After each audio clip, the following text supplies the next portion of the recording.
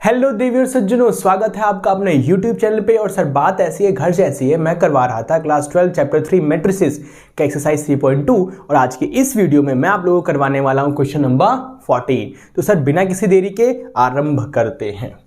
Show that, पहला part है बच्चों, दो पार्ट है इसमें। शो दैट इन दोनों का जो प्रोडक्ट होगा वो इसके प्रोडक्ट के इक्वल नहीं होगा। आओ सर कर लो मैट्रिक्स मल्टीप्लिकेशन। तो बच्चों याद है आपको मैट्रिक्स मल्टीप्लिकेशन? नहीं है, कोई बात नहीं, मैं हूं। तो सर हम क्या करते हैं, सुनो ध्यान से। पहले मैट्रिक्स के सभी रोज को दूसरे मैट्रिक्स के हम सभी कॉलम से क्या करवाते हैं, मल्टीप्लाई। तो सर ये पहला रो दूसरे मैट्रिक्स के इन दोनों कॉलम से क्या होगा, मल्टीप्लाई। जब पहला रो दोनों कॉलम से मल्टीप्लाई हो जाएगा, फिर बारी आएगी दूसरे रो की, फिर बारी आएगी तीसरे रो की, और दूसरे मैट्रिक्स के सभी कॉलम से क्या होंगे, मल्टीप्लाई। चलिए सर ठीक है, देखो बच्चों पहले रो को पहले कॉलम से कीजिए मल्टीप्लाई। ओके, सो 5 इंटू 2 माइनस 1 इंटू 3, बच्चों ये माइनस है, माइनस 1 इंटू 3। तो सर ये हो गया 5 into 2 plus minus 1 into 3, always बीच में प्लस होगा। तो 5 into 2 minus 1 into 3, 5 into 1 minus 1 into 4, 5 into 1 plus minus 1 into 4। पहले रो को आपने पहले कॉलम से करवाया, फिर पहले रो को आपने दूसरे कॉलम से करवाया। तो पहले रो को दोनों कॉलम से मल्टीप्लाई करवा दिया ना। अब बारी है मेरे भाइयों और बहनों, देवियों और सज्जनों, दूसरे रो की। ठीक है, ये 5 था आपका। चलिए अब इस दूसरे रो को पहले कॉलम से और फिर दूसरे कॉलम से। तो 6 इंटू 2 7 इंटू 3, 6 इंटू 2 और सर 7 इंटू 3। ओके, अब इस पहले कॉलम से मल्टीप्लाई करवा दिया, अब दूसरे कॉलम से बारी है। तो 6 इंटू 1 प्लस 7 इंटू 4। अब सर सॉल्व कीजिए। 5 2 जा 10 माइनस 3 1 जा 3, 5 1 जा 5 माइनस 4, 6 2 जा 12 और 7 3 जा 21, 6 1 जा 6 और 7 4 जा 28। क्लियर है बच्चों? अब इसको सॉल्व कीजिए। इसको सॉल्व करेंगे तो क्या आएगा, 10 माइनस 3 हो गया सर 7, 5 माइनस 4 1, और ये कितना हो जाएगा 2 1 3 33 हो जाएगा। और 28 प्लस 6 कितना हो जाएगा, 2 हो जाएगा 30, 34 हो जाएगा। तो बच्चों इन दोनों को मैट्रिक्स मल्टीप्लाई करने के बाद मेरा ये आ रहा है। अब सर हम RHS को सॉल्व करते हैं और वो देखते हैं क्या आता है, बट जो भी आए इसके इक्वल नहीं आना चाहिए। चलिए सर इन दोनों को सॉल्व कीजिए। सो बच्चों जैसे कि बताया, पहले रो को पहले दोनों कॉलम से आप क्या करवाएंगे, मल्टीप्लाई। तो 2 इंटू 5, ये 5 है sir, 2 into 5 1 into 6, 2 into 5 and 1 into 6। ठीक है, अब पहले रो को पहले कॉलम से करवा दिया आपने, अब पहले रो को दूसरे कॉलम से करवाइए। 2 इंटू माइनस 1 और 1 इंटू 7।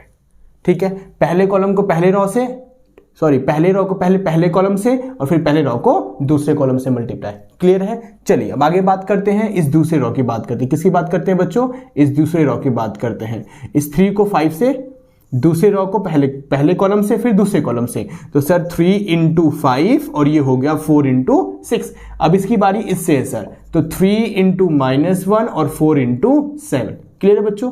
अब इसे सॉल्व कीजिए। तो 5 2 जा 10, 6 1 जा 6, माइनस का 2 और 7 1 जा 7, 5 3 जा 15, 6 4 जा 24 एंड माइनस का 3, 7 4 जा 28। क्लियर है बच्चों?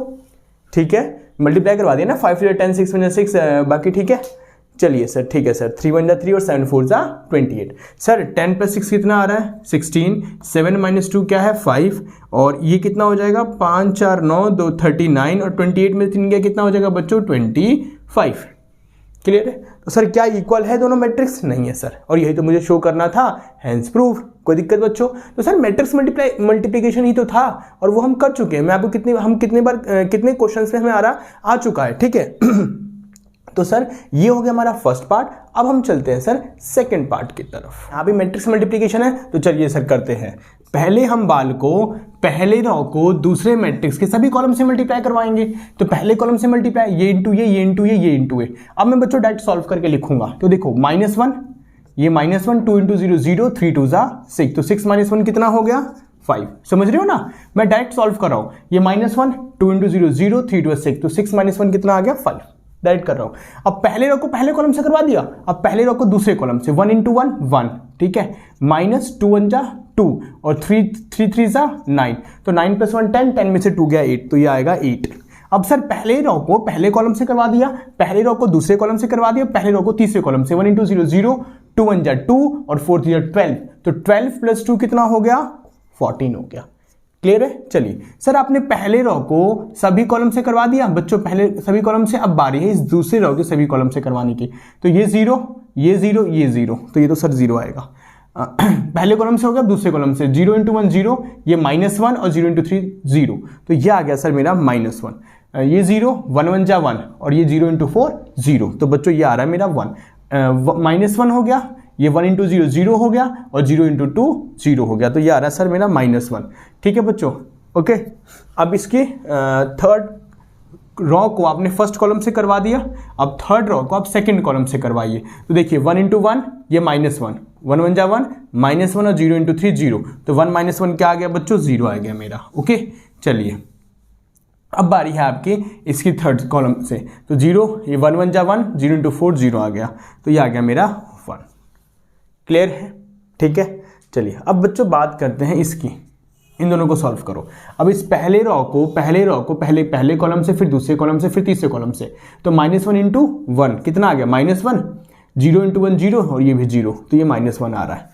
अब इससे -1 × 2 -2, 1 1 जा 1 और 0 × 1 0, तो -2 + 1 क्या आ रहा है? -1 आ रहा है, तो ये तो हो जाएगा -3, ये 0 ये 0, तो ये -3 आ रहा है। अब सर इस पहले दूसरे रो को पहले कॉलम से, फिर दूसरे कॉलम से, फिर तीसरे कॉलम से, तो 0 × 1 0, ये भी 0 और ये 1 1 जा 1 आ रहा है, तो ये 0, ये -1 और 1 1 जा 1, -1 + 1 क्या हो गया? 0 हो गया। सर 0 × 3 0, ये भी 0, ये भी 0, 0 आएगा। 2 1 जा 2, ये 0 और 4 1 जा 4, 2 1 जा 2 0, 4 1 जा 4, तो कितना आ जाएगा? 6, 2 2 जा 4, 3 1 जा 3, 4 1 जा 4। देखो बच्चों 2 2 जा 4, 3 1 जा 3, ठीक है, एंड 4 1 जा 4, तो 4 4 8, 8 3 कितना हो गया? 11 हो गया। अब इससे कीजिए थर्ड से, 3 2 जा 6, 3 2 जा 6, 3 × 0 0, 4 × 0 0, क्या आ रहा है? 6 आ रहा है। क्या बच्चों ये दोनों एक दूसरे के इक्वल है?